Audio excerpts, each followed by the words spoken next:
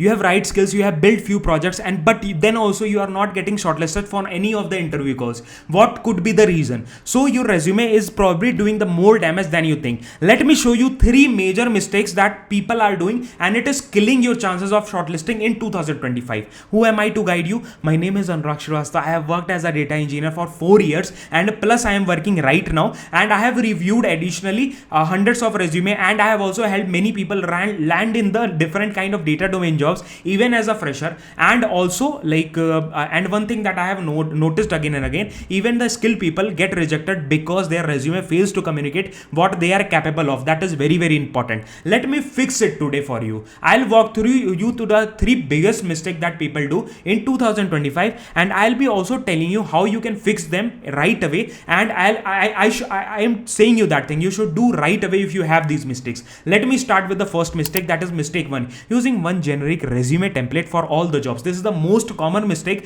I have seen among the freshers and the job switchers. When you are applying for you apply for data analyst, for business analyst, for data engineer, all with the same resume, but each of these require a different skill sets, requires a different tools, a different strengths and responsibilities. For example, if you are applying for a data analyst, a resume should highlight Power BI, then Excel, then SQL, Power Visualization projects. If you are applying for a data engineer, resume should highlight focus on the Python, ETL pipelines, databases, cloud tools. If you are applying for a business analyst, the resume should emphasize on the stakeholder communications, then requirement gathering and the insights. If your resume is trying to do everything, it will end up doing nothing. So don't add everything. Fix for this is make 2 to 3 tailored resume versions, and your resume should focus specifically on the different roles, different things. Keep 70% of your resume common, but update the headline, tech stack and the project description based on the jobs you are applying for. That is very, very important.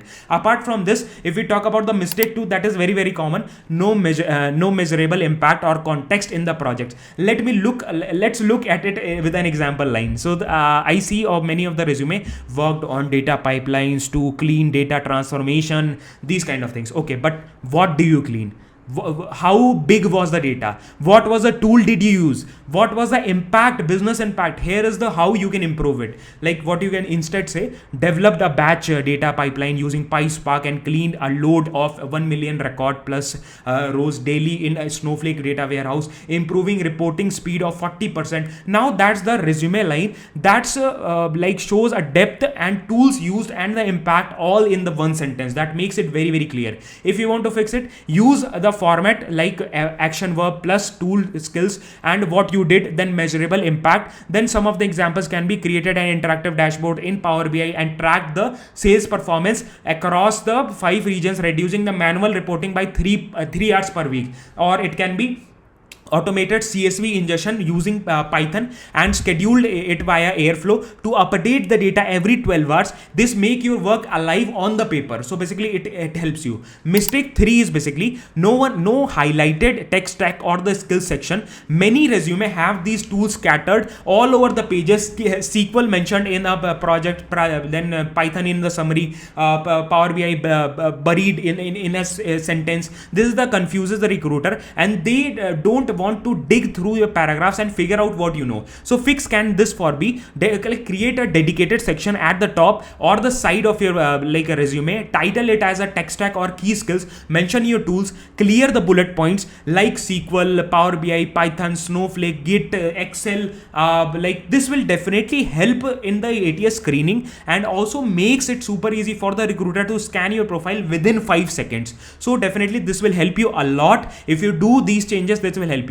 Also order the tools based on the job role. For the data analyst, put the job Power BI and the SQL at the top. For the data engineer role, put the Python and the Spark at the top. So this can be the thing. A bonus tip that I'll give you, bonus mistake that people do, no visual hierarchy or the structured your resume looks like plain Word doc with no formatting, no sections, no headers, no font variations. It will never stand out. Recruiters are scanning 200 resumes per day. So you need a structure. Fix can it be like use bold heading, projects, then headings like projects, is experience, summary, tech stack. Use the spacing and alignment to make it readable, and use free templates from the website like Nova Resume, Overleaf, or you can also type it on the Word document also. Make it catchy. Export it as a PDF to preserve the formatting. Conclusion of the full video is, let's take a quick recap of the mistakes that I told you.